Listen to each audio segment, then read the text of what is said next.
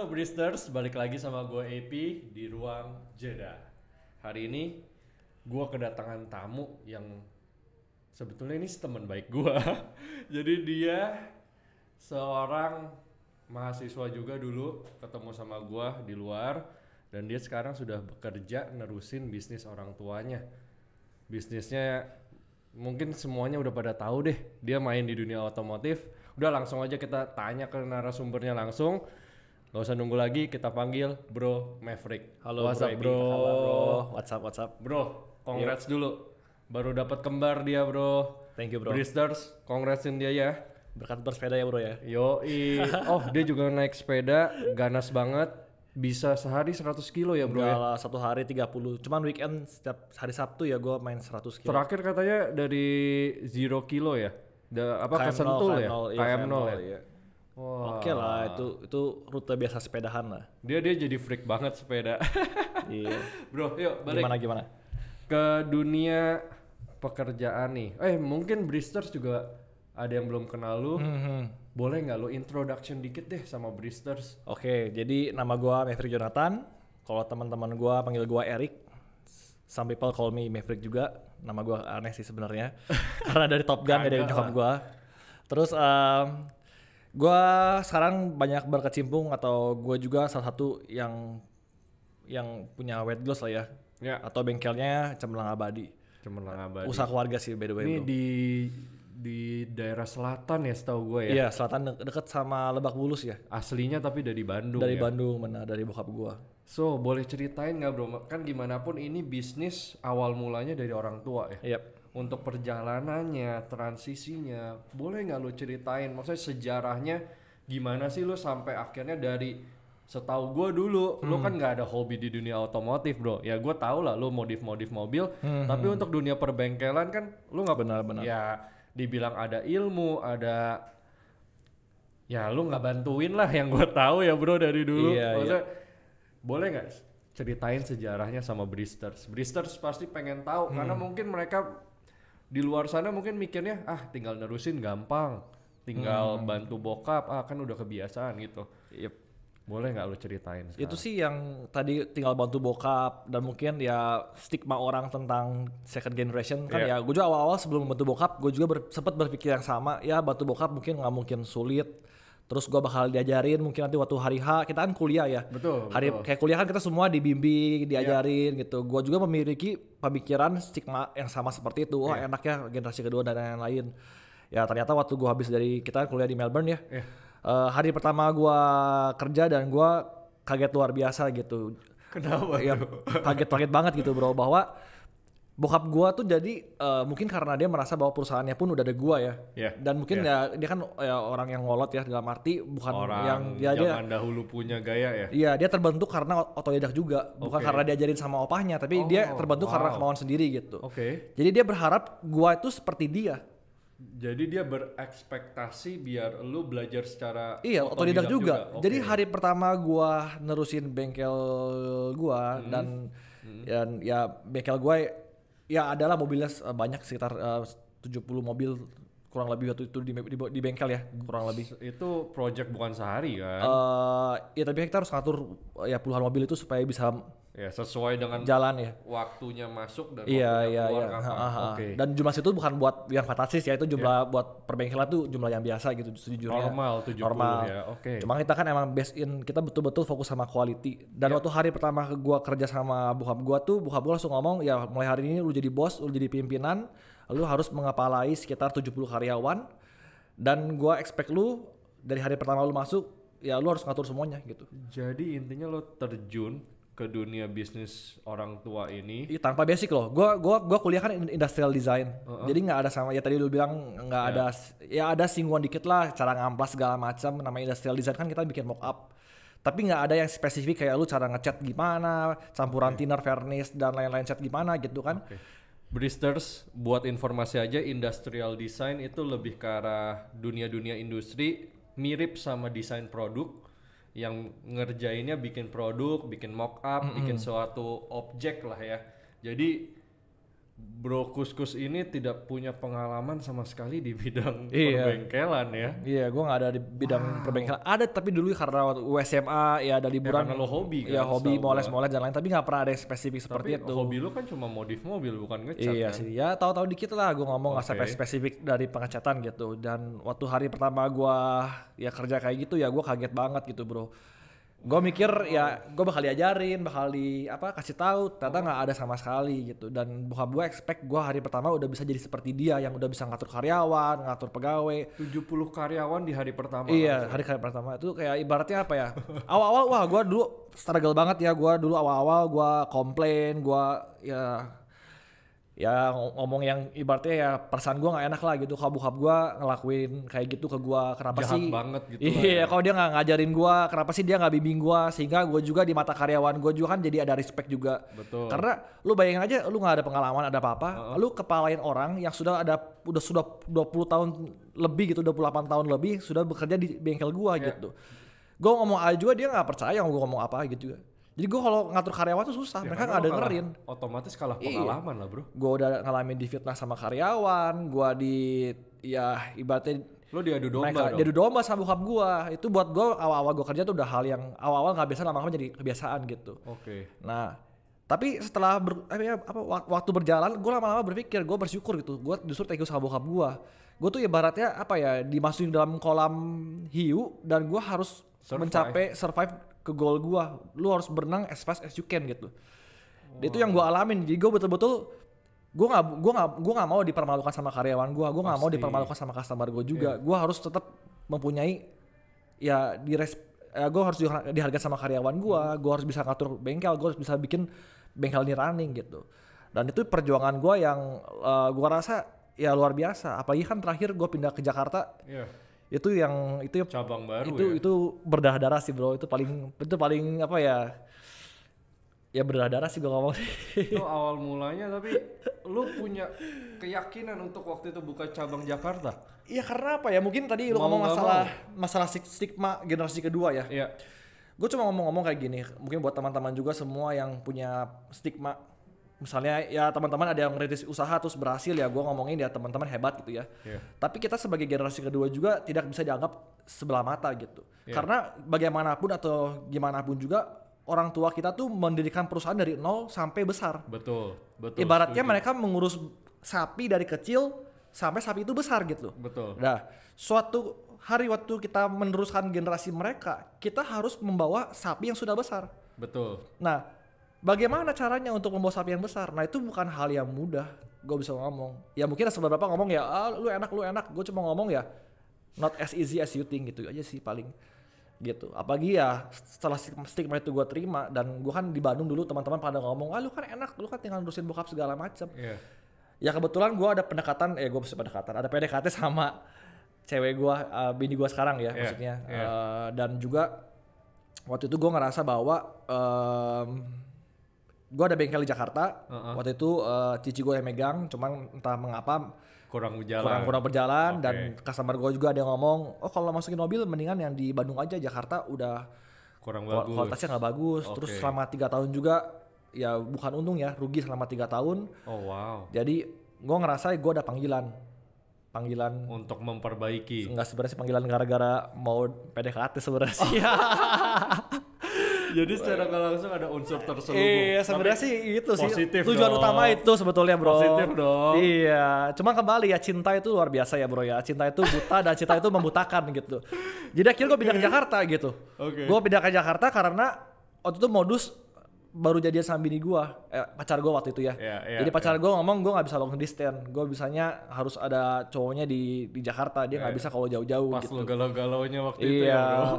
Gitu. Ya gue mikir ya udahlah sekalian pembuktian juga kan bahwa gue Serius lah ya. serius, gue ke cewek gue, dan gue juga mau terusin perusahaan yang ibaratnya sekarang udah rugi dan udah ya hampir bisa dibilang udah hampir mau kolaps lah. Iya. Gue harus bisa buktiin bahwa gue bisa gitu. Nah, perjalanannya itu kan lo bilang lo mau melakukan pembuktian nih.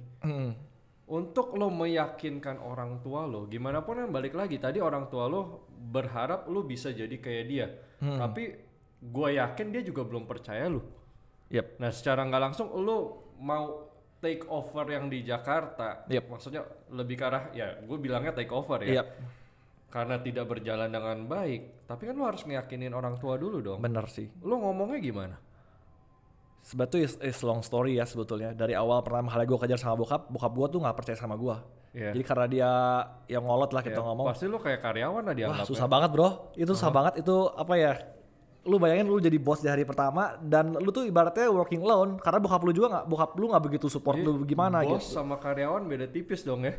Wah susah lah bro. Pokoknya gue ngomong ya Terus gimana perjalanannya? Pasti kan itu sesuatu hal yang di luar zona nyaman itu pasti. Mungkin lo sampai putus asa kali untuk mendapatkan Iya. kepercayaan. jadi gue punya prinsip karena ya bokap gue challenge gue terus ya. Iya. Gue thank you karena bokap gue challenge gue terus. Oh positif dong itu. Ya gue take it positively lah ibaratnya kayak gitu. Nice. Jadi waktu gue kerja, gue tuh bekerja dengan filosofi gerakan bawah tanah. Oke. Jadi gue membuat sistem. Gue kalau propose sistem ke bokap gue, pasti langsung di reject. Oke. Automatically reject lah ibaratnya. Karena buat dia, oh itu nggak work out lah. Cara papa tuh udah paling bener. Kalau lu cara kayak gitu, Otoriter sekali. ya susah lah dia ngomong kayak gitu. Oke. Akhirnya gue gerakan bawah tanah, ya sebetulnya nggak bagus sih. Tapi ya kadang-kadang kita harus keluar dari Zona nyaman. Zona nyaman, ya, kan?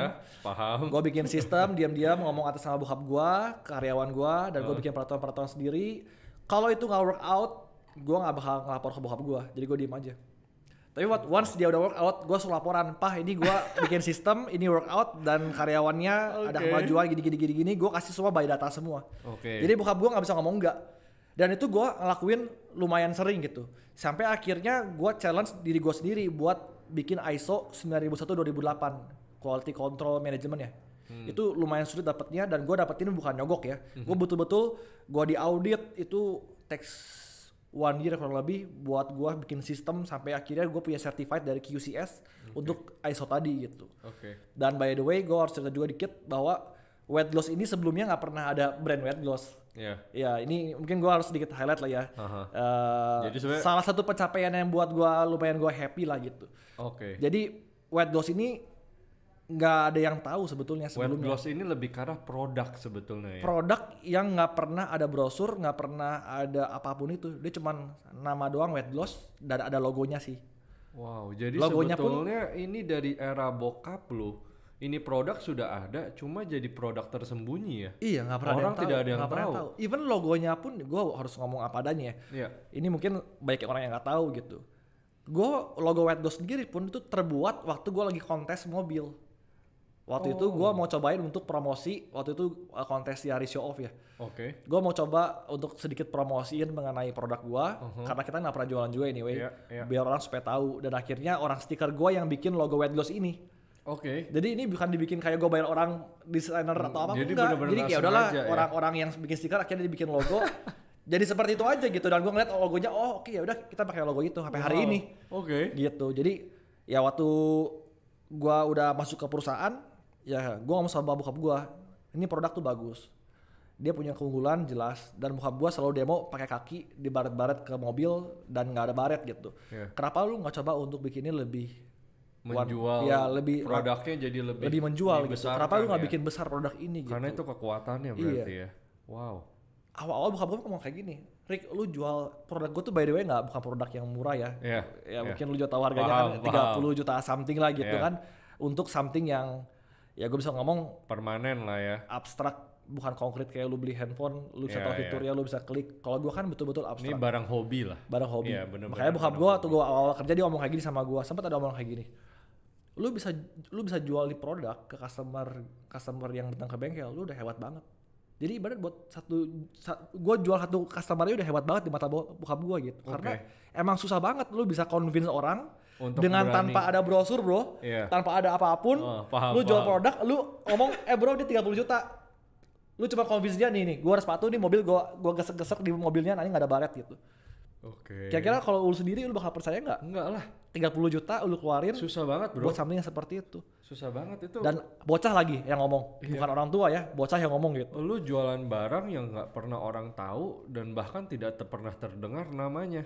Iya, Gimana nggak ada caranya? branding, nggak ada nama, nggak ada apapun. Wow. Website nggak ada, semua nggak ada. Gitu. Website ada cuma cemerlang abadi tapi nggak ada penjelasan mengenai Tapi produk. secara gimana. nggak langsung ini berarti kedatangan lu ke bisnis orang tua ini untuk nge-boost up produknya berhasil dong ya? Kurang lebih. Iya kurang lebih seperti itu. Jadi gue bersyukur bahwa bokap gue emang jago di teknik. Nyokap gue jago di bagian ya hukum sama bagian finance. Dan lo melengkapi di marketing. Gue bersyukur gue bisa membantu banyak gue di bagian marketingnya lah gitu. Jadi gue dari awal kita buat brand. Dari pameran pertama tuh bro. Pameran pertama di PVJ. Wah itu gila hard moment gue.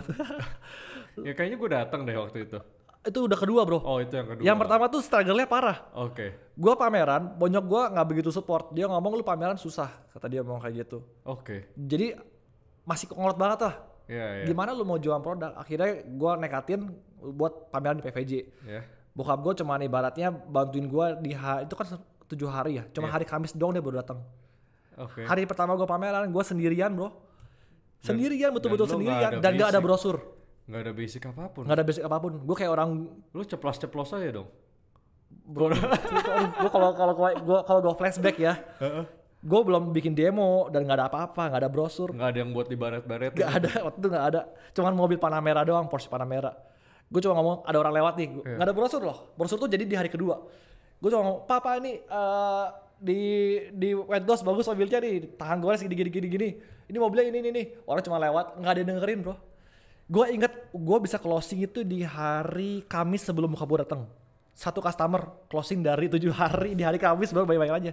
Senin, Selasa, Rabu, Kamis itu gue cuman ngomong terus doang. Bagi-bagi brosur di hari kedua dan nggak ada yang masukin. Itu waktu hari Kamis dan itu salah satu owner swalayan paling ya salah satu paling besar di Bandung lah. Dia akhirnya cobain wet gloss. Wah gila bro, itu namanya gue tersenyum kayak orang gila itu di mall. Wah gue kayak kebahagiaan salah satu yang terseneng dalam kehidupan gue gitu waktu karena ada closing satu di pameran. Berhasil pecah telur istilahnya. Iya bro. Jadi gue kan bisa yang tadi bokap gue ngomong pameran nggak works out, gue bisa closing loh. Proof something different nih di situ ya. Bener. Dari diri gue sendiri lagi. Semua desain booth segala macam diri gue sendiri gitu yang organize. Itu ya kebahagiaan satu cerita kecil lah gue ngomong yang. Apakah dari situ dari titik pameran pertama itu lo mulai gain trust? Betul bro. Dari gue bikin sistem tadi gue cerita mengenai ISO, terus bokap gue tadi yang ngomong ada sih bahasa tapi gue nggak mau ngomong lah itu kayak ibaratnya menurut bokap gue tuh nggak mungkin lah.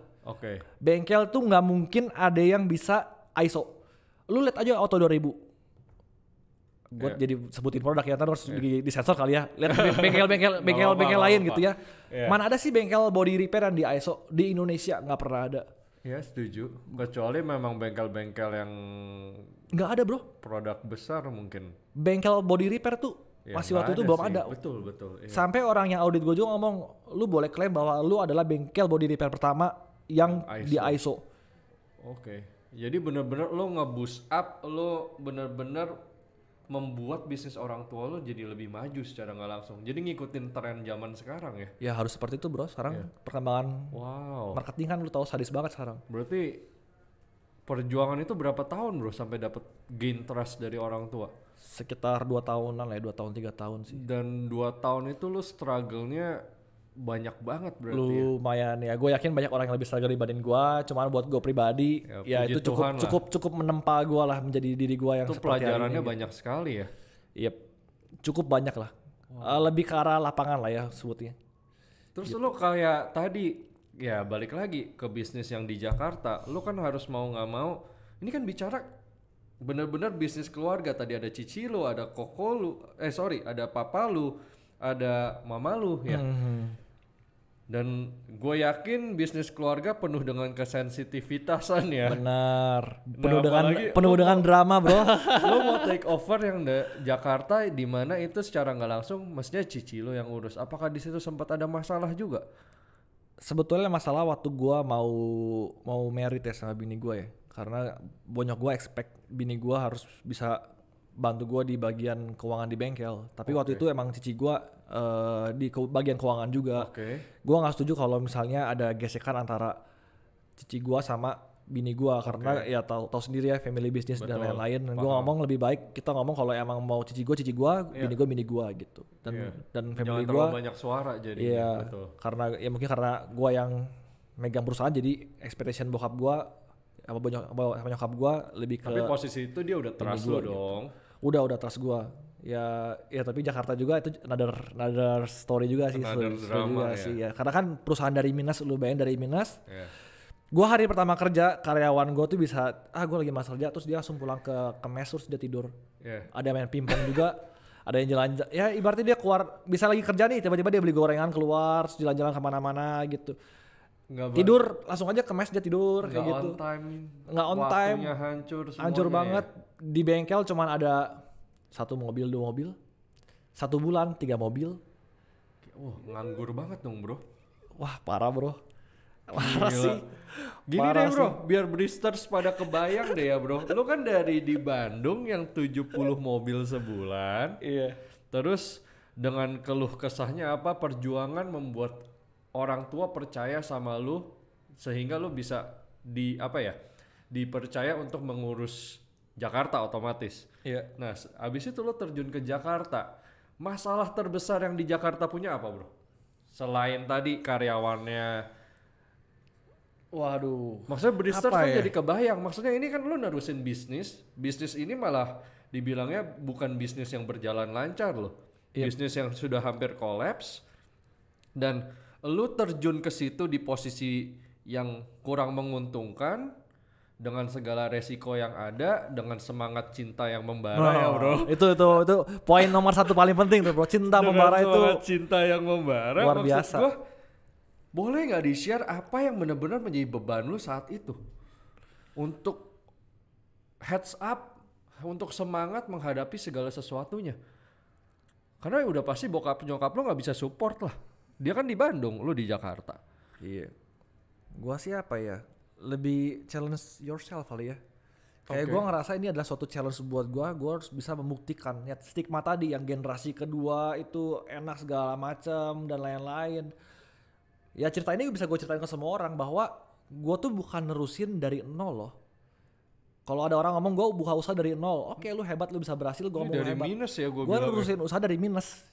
Yeah. Gitu. Jadi dari perusahaan dengan karyawan-karyawan yang tanda kutip kurang udah culture-nya udah hancur banget. Iya, yeah. Yang ya pokoknya hancur luar biasa, dan customer gue juga kan gue ambilnya mobil-mobil yang premium yeah, dengan servis yang ekspektasi harus premium, yeah, tapi pasti. Dengan kenyataan yang nggak ada premiumnya gitu.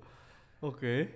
Itulah struggle gue yang gue rasa wah gila. Kalau gue lihat gue bercermin sampai hari ini gue bisa ibaratnya perusahaan gue bisa jalan gitu dibandingin waktu hari itu. Kita cuman bermimpi aja bro, sumpah. Waktu itu gue cuma bermimpi doang. Gue cuma ngomong someday, lu lihat, lu pegang. Gue selalu motivasi karyawan gue. Kalian boleh lihat hari ini bengkel ini cuma 2-3 mobil 1 bulan. Someday lu pegang omongan gue. Kalau lu masih bertahan sama gue bakal buktiin. Gue bisa ngalahin Bandung ngomong kayak gitu. Lu boleh pegang omongan gue. Dan sekarang terbukti ya. Gue sekarang bisa terbukti sampai dalam arti ya coatingnya ya kita ngomongnya. Iya gue ada kerjaan sepeda juga sampai sekarang. Sepeda sekarang ada ya yang gue lihat. Lagi stop kerjaan juga sih. Ya, karena gue tahu lu fully load sekali. Pusing banget bro mobil sepeda. Mobil banyak. Orang-orang hobi lagi pada datang semua kan. Iya, ya bersyukur lah bro, bersyukur sih. Tapi ya puji Tuhan lah, bisnisnya tetap lancar kan bro. Bersyukur banget sih bro, bersyukur banget sih. Nah, oke bro, di saat lo bicara pembuktian ke karyawan, kalau lo masih sama gue yakin berapa lama bengkel ini akan penuh, lebih banyak dari Bandung. Nah itu kan pasti ada sacrifice secara positif yang lo berikan dong. Lo dedikasi apa yang lo kasih lebih dan ya apa yang harus lo relakan gitu. Mungkin lo gak hangout kali ya zaman itu. Gue banyak apa ya kalau ngomong. Ya mungkin pacaran jarang kali bro. Sacrifice apa ya, dulu gue dimarahin customer terus, masalahnya gila capek banget gue. Tiap kali mobil keluar ya, itu yang gue tuh kayak sampai bro kayak tiap malam tuh gue gak bisa tidur gitu. Gue merinding, gue takut dimarahin customer gitu. Soalnya gue udah berapa kali kayak gue pernah dipanggilin lawyer. Okay. Sampai ketemu lawyer, gue udah mau dituntut. Serius. Gue udah mau dituntut. Gue pernah dimaki-maki, dibullshit-bullshin customer. Sampai diomongin, ya emangnya mobil gue, pokoknya semua kalimat-kalimat yang gak enak. Sampai gue subuh-subuh harus ke rumah customer dan gue nungguin customer gue karaokean subuh-subuh di Kelapa Gading. Oke. Lu bayangin, gue dari bengkel gue di Ciputat, gue ke Kelapa Gading. Jam 11 malam, terus gua ke Tebet liat mobilnya, itu sampai sekitar jam, kan gua nungguin sana, gua karaoke dulu, nungguin sama gua karaoke, terus sampai ke Tebet jam 1 jam 2-an, terus di Tebet gue balik lagi ke bengkel jam 3 subuh lah, gue akhirnya pulang ke rumah jam 4-an lah. Dan itu gue ada beberapa kali sih kejadian kayak gitu, jadi pulang malam karena kita mau servis customer dan customer ada yang beberapa yang nggak puas. Itu di awal-awal seperti itu sih perjuangan gue sih. Sampai lu harus ya gimana pun menghibur mereka dong ya. Karena di luar ekspektasi mereka berarti dong. Iyalah, namanya kerjaan yang nggak beres. Itu berapa lama bertahan seperti itu? Ya untungnya sih nggak lama-lama banget sih, kayak setahunan adalah kayak gitu. Gue setahunan waktu gue PDKT sama bini gue. Bini gue kadang-kadang kalau dulu waktu PDKT ya tiba-tiba gue udah ngomong gue harus cabut nih, ya gimana muka gue udah asem banget, lihat WA udah isinya makian semua gitu. Jadi itu salah satu yang lo sacrifice. Untung bini lo sabar ya. Iya, ya makanya gue ngomong jangan lihat dari jangan lihat outfitnya lah. Kalau gue misalnya hari ini teman-teman ada yang ngeliat ya bengkel gue sangat running, bahkan kan Fitra Eri juga masuk bengkel gue, dan ada beberapa artis juga banyak yang influencer masuk, banyak yang masuk Hilman masuk. Ya ini dengan perjuangan tadi itu yang gue rasa itu perjuangan ya buat gue tuh berdarah. Mungkin orang lain ada ngomong itu cuma cetek ya, gue nggak tahu ya, tapi kalau buat gue pribadi ini ya perjuangan gue yang ya titik minus tadi lah gitu. Itu sampai sih perjuangan yang luar biasa bro, karena maksudnya sampai seorang influencer bisa masuk pun itu kepercayaan loh bro. Bener, dan nggak segampang itu loh bro, dia audit loh, dia cek loh bengkelnya. Karena mereka lebih spesifik lagi, mereka orang bener-bener orang hobi soalnya bro. Bener. Ya tadi contoh Fitra Eri, dia memang sudah terkenal di dunia otomotif. Bener. Dia barang yang dia mau pakai dia harus tahu dulu dari hulu ke hilirnya. Iya. Dan gue barter loh, gue nggak bayar Fitra Eri by the way. Wow, nice. Jadi nggak mungkin kalau misalnya gue bayar ya orang ngomong ya lu bayar Fitra Eri ya dia masukin mobil ya jelas. Endorse kurang lebih gitu kan. Iya, gue kan barter. Iya, ya, gue nggak dibayar tapi kan dia tuh mobil kesayangannya lagi M40-nya kan, mobil yang betul-betul gue rasa itu bagus banget. Iya. Dia waktu masukin juga nggak segampang itu, dia cek segala macam, nanya tanya jawab. Karena dia orang yang sangat mendetil pastinya. Betul detail banget. Karena ya nggak usah dia deh, gua aja, gue karena antusias juga lo tahu. Gue juga kalau ngelihat mobil ada lecet sedikit aja gatel. Nah, gue mau masukin ke tempat juga harus gue lihat dulu bengkelnya nih terpercaya nggak.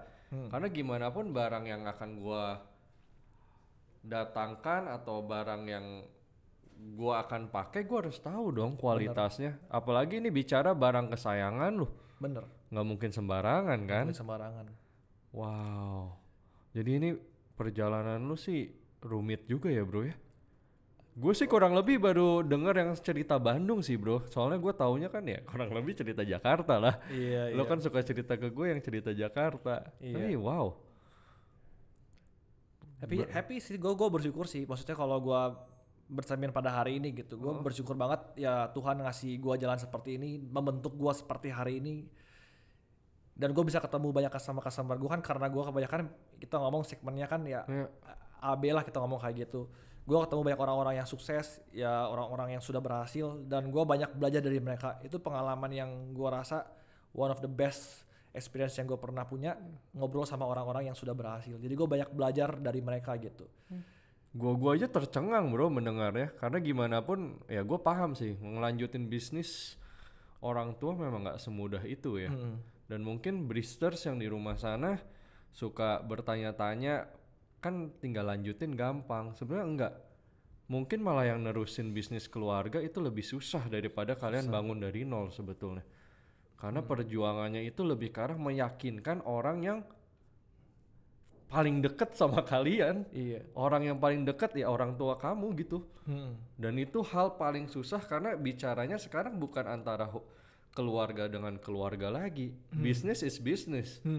Keluarga beda cerita kan. Itu bro, itu yang family business tuh yang salah satu ya, kalau gue ngomong plus dan negatif ya. Negatifnya tuh di situ. Jadi kalau kita sama family, sama bisnis, kalau ngomong sama orang tua tuh selalu digabung-gabungin. Betul. Jadi kalau gue ada masalah di bengkel, Bonyok tuh bisa nasihatin, nah kamu tuh dari kecil tuh emang kayak gitu kebiasaannya ya. Makanya kalau dalam kerjaan tuh seperti ini karena kamu dari kecil tuh seperti itu gitu. Beda konteks jadinya. Jadi gue mikir kenapa jadi masalah pribadi gue dibawa-bawa gitu. Dari kecil kamu tuh papa perhatiin dari kecil tuh kayak gini. Makanya mama gak heran kalau kamu udah gede tuh kayak gini gitu. Makanya di usaha pun jangan menganggap remeh. Kamu tuh dari dulu waktu kecil di kayak kayak gue dari kecil kayak gimana, apa urusan sama kerjaan gitu kan. Ya, paham.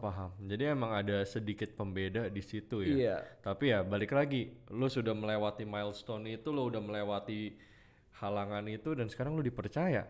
Lo bisa sekarang berapa sebulan yang masuk? 70 juga dong. Enggak, kalau Jakarta kan beda segmen bro. Kalau kita Beda kan di ya. Jakarta kita jual weight loss-nya. Kalau di Bandung Full banyak coatingnya ya full kalau di Jakarta coatingnya. ya. Iya, iya full di coatingnya. Oke, Kalau di oke. Bandung emang kita full di body repair-nya.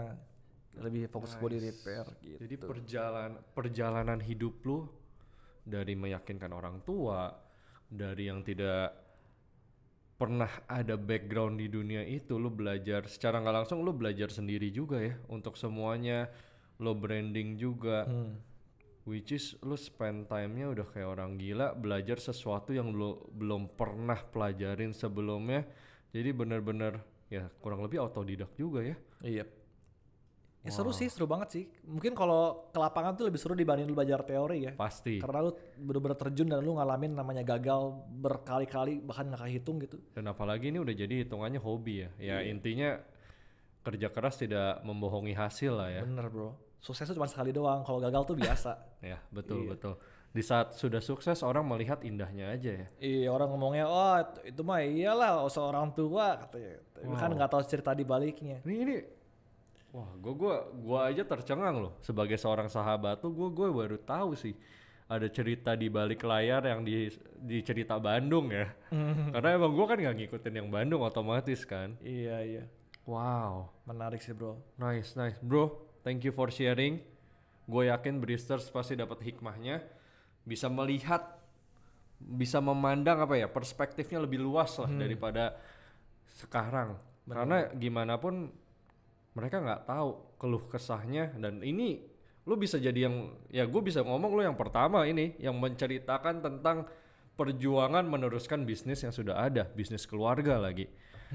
Wow, Bristers, kalau ada yang mau nanya langsung sama Maverick bisa langsung ke bawah ke kolom komen, langsung tulis aja pertanyaan kalian atau ke feed di Instagram ada di description juga, bisa langsung ke sana tulis pertanyaan kalian dan gue janji gue akan langsung nanya ke Bro Maverick. Iya, Lu siap jawab gak?